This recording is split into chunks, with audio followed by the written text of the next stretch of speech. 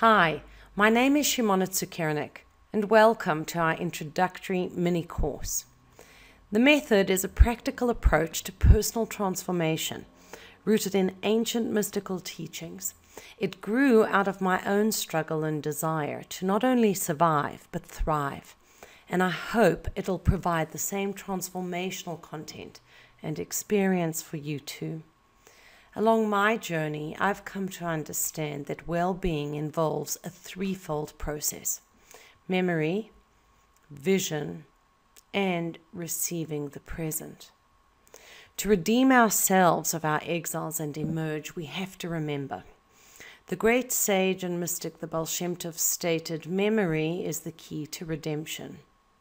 He's referring to remembering who you truly are. As your soul journeys down through the world, taking on the limitations of time and space, it forgets. And the Baal Shem Tov is telling us that we have to consciously retrace our way up the ladder as the key to redemption. We see this alluded to in the biblical story of the Exodus. God had given a divine code, a password to Jacob, which was transmitted to his granddaughter Serach, the daughter of Asher. And ironically, she was the only one who remembered the code Moses was to give to the people. The password was Pakod Pakadati, I have remembered you, or I will certainly remember you. So in other words, the message to the oppressed slaves was, I'm with you, I witness your suffering, I haven't abandoned you, I'll redeem you from this exile. All through those words, I remember. And that root is connected to the word pekadon, which means a gift. It seems to me that to be remembered, to remember ourselves, is a profound gift, kind of gateway to freedom, because we emerge from our inner exile when we accurately assess who we are. So the first step towards redemption is accessing our past, and by that I mean both our physical history and the mystical journey of the soul. Your history is happening right now. It's all here. And in the method, we explore various meditations, concepts, emotions, and steps that can help you peel away what we call the curtain of cosmic amnesia. Then there's another step on the journey to redemption, and that is vision, imagination, looking towards the future. We have to be able to see beyond our present limitations if we're going to emerge from our suffering and internal exiles. We want to look smilingly towards the future by cultivating our faculty of vision and imagination. We need to be mindful, though, that we are activating rectified imagination rather than delusion. Our memories can be inaccurate, and if they are, they'll keep us trapped. So too, our imagination can wreak all kinds of havoc with our inner and outer lives. But without them, we can't emerge. What this implies is that we can't just live in a vacuous now. We need memory and vision. But of course, we have to be present to the present in a way that honors our identity and purpose, our past and future. The mystics teach that the first time something is mentioned in the Bible is the headquarters. So take a moment and ask yourself, can you think of the first question that appears in the Bible? That's a pretty important headquarters. The answer is Ayeka. Where are you?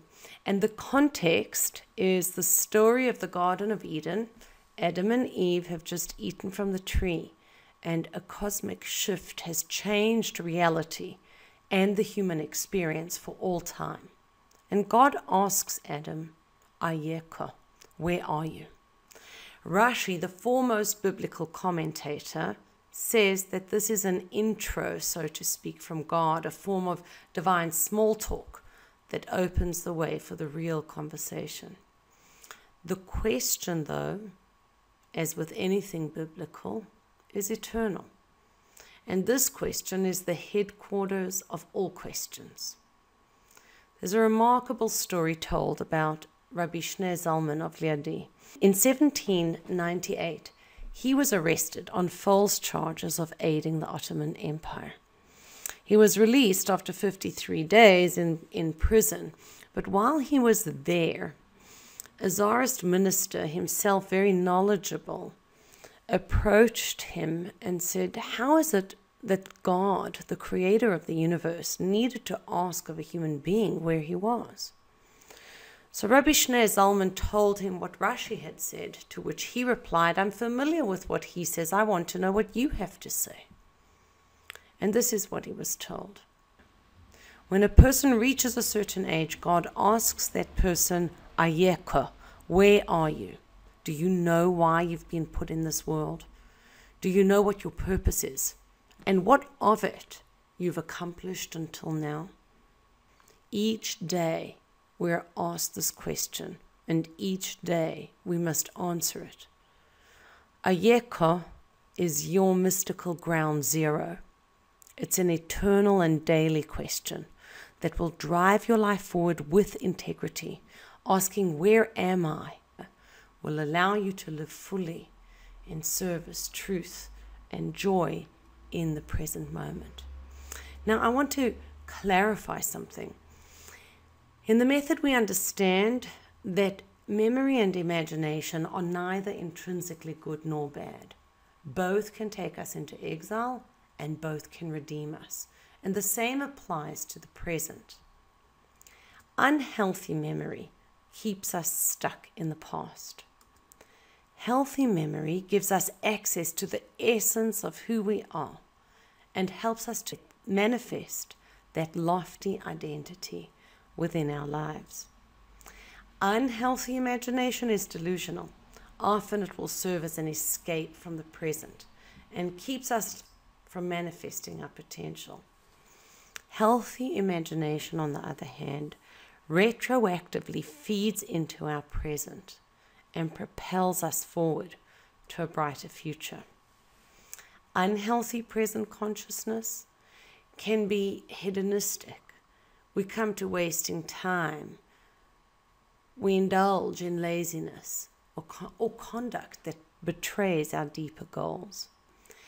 On the other hand, healthy present consciousness brings all time into the present moment so that we live our life to the fullest, giving back the gift of life with a meaningful life, a life well lived.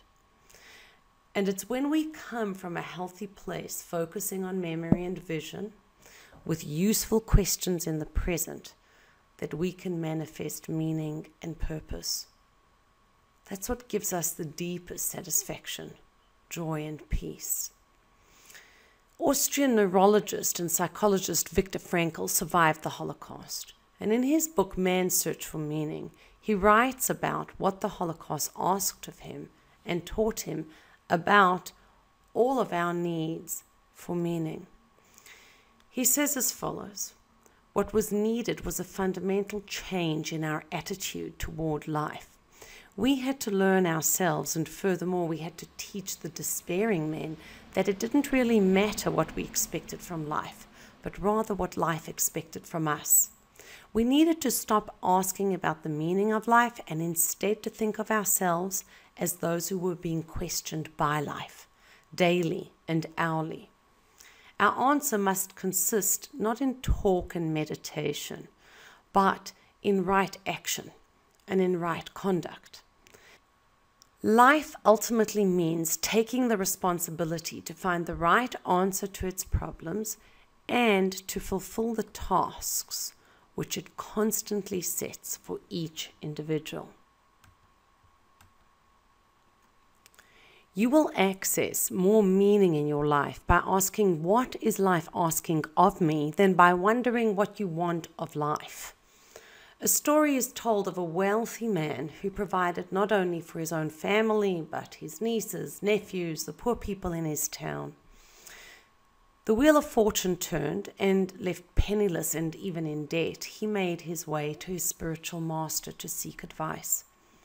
Opening his heart, he shared that he didn't mind the poverty for himself, but what was to become of those who relied on him. The master peered into his eyes and said, "You think only about yourself, about what you need, but not about what you are needed for." At which point the disciple fainted, only to awake a person reborn. What are we to make of the story? Wasn't he focused on giving? How was he thinking only about what he needed? It seems to me that he was being guided to pay attention to a new divine invitation. As if to say, granted, you've had a role, a mission or purpose until this point. But what is life asking of you in this moment? That's a shifting ground. If you remain attached to being the benefactor, your ego's there. Surrender and open yourself to what is being asked of you in response to what is happening right now. The question, what do I want of life, puts me at the center. On the other hand, what is life asking of me puts meaning and purpose at the center. And of course, your meaning and purpose are always bigger than your ego. These insights alone, though, are not enough. Our meaning, as we alluded to before, has to be coupled with action. Viktor Frankl tells about his arrival in Auschwitz. He and all those who stepped from the cattle car onto the platform were stripped of their last meager possessions. What pained Frankl most, though, was that along with his coat, his notes for his doctoral manuscript were taken with him too. And wearing the remnants of a dead inmate's prison clothes, his hand habitually, unconsciously, felt for the manuscript in his pocket, only to find in its stead a page from a prayer book affirming the oneness of God. In his words, "I had to surrender my clothes and in turn inherited the worn-out rags of an inmate who had been sent to the gas chamber. Instead of the many pages of my manuscript, I found in the pocket of the newly acquired coat a single page torn out of a Hebrew prayer book, which contained the main Jewish prayer, Shema Yisrael, Hear Israel, God our God is one, and you must love God with all your heart and soul and might." How should I have interpreted such a coincidence, other than as a challenge to live my thoughts, instead of merely putting them down on paper? None of us has a perfect life, but our perfect lives and inner worlds don't have to block us from making a contribution to perfecting the world. We all are carrying a personal manuscript in our pocket close to our heart. Ask yourself, what is life asking of me? What is God asking of me? How am I going to put the wisdom I have access to into the world? The Baal Shem Tov shared a divine communication. He said our personal redemption and that of the world at large is dependent upon the teachings of Kabbalah being disseminated to all places on earth. Of course, that refers to physical locations, but it also refers to spreading the wellsprings of consciousness to all aspects of our life. It's not enough to think our thoughts or even put them on paper. We have to live them. The waters of the mind must reach even the heels of our feet and our fingernails. We must couple faith and consciousness with thought, feelings, and action. That's why in the method, we focus on bringing the ideas down through various suggested steps, through coaching calls, through lessons and meditations. The goal is that we won't just understand, but that we'll live our thoughts. We work on spiritual intelligence, IQ, emotional intelligence, and behavioral intelligence, respectively. In the Tree of Life courses, you'll learn how these intelligences interface and what true health means in light of the Tree of Life. For now, suffice it to say that Frankl's message of living our thoughts is a Kabbalistic imperative. Now, the method is based on authentic Kabbalah and Talmudic wisdom. Let's take a moment to explore the meaning of the word Kabbalah. One meaning of Kabbalah alludes to an oral tradition. It's related to the word lekabel, which means to receive. It's an oral tradition that we've received down through the generations. Knowledge is a double-edged sword in many ways. On the one hand, prior knowledge helps us contextualize new knowledge, but it can also block us from taking in something radically new and fresh. To truly receive, we have to remove the I from our inquiry to open ourselves as empty vessels. Throughout the method, we work on surrender. It's an essential ability.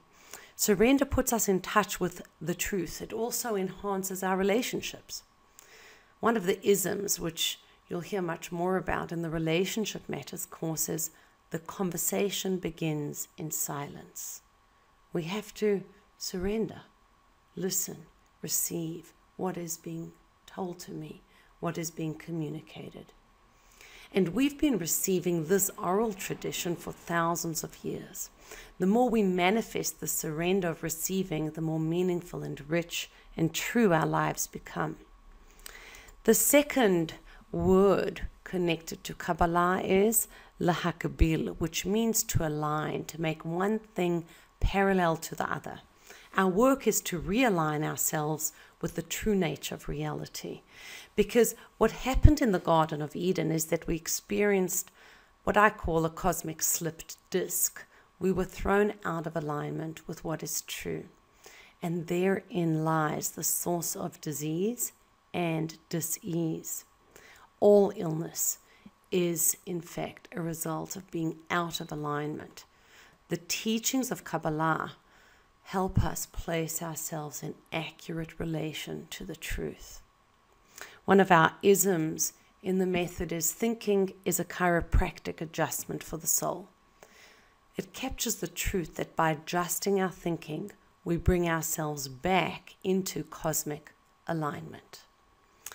So one way of thinking about this all is that the Tree of Life helps us surrender to a truth bigger than we are. A second is that it brings us back to alignment with the truth. A third dimension tells us that it sweetens bitter waters. The mystics teach us that severity can only be sweetened at its source. An example of this occurs on a physical and metaphysical plane in the account of the Israelites reaching a place called Marah, which means bitter, in the wilderness. They found water, but it was too salty and bitter to drink. Moses found a tree and threw it into the water. It was a desalinating tree. According to one opinion, that desalinating tree was the Tree of Life.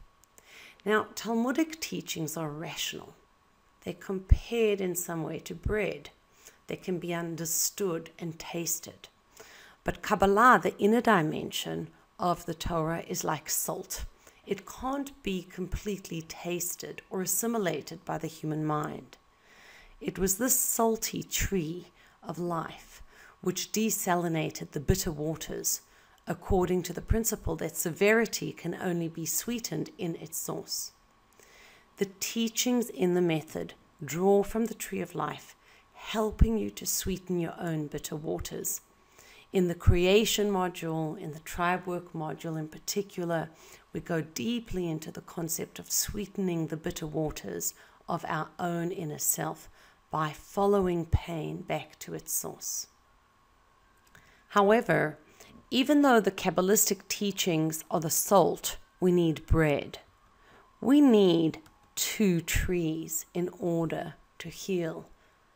we need the mystical tree of life and the rational tree of knowledge. To that end, we work with SQ, IQ, EQ, and BQ throughout the method. The meditations will help you draw light into your being, a light that transcends your rational mind. The lessons and slideshows help you access the concepts.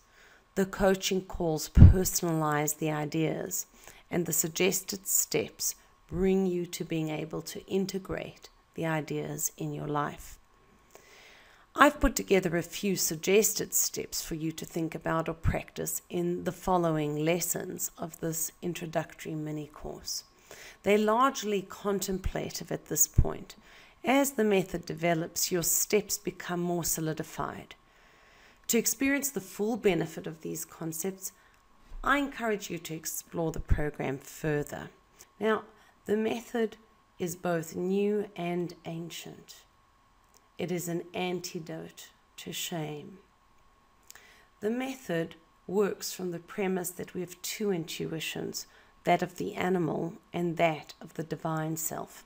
So listening to your intuition is not always the way to go. It trains you to name and identify your inner voices.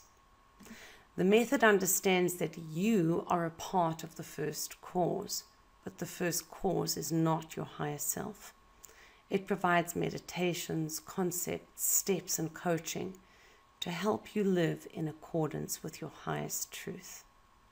And the method is sourced in the highest dimensions, but at the same time grounded in action. Your source, your identity, and your purpose lie at the heart of the method. Here's to your health. Thank you for joining me, and I look forward to connecting with you and sharing in the near future.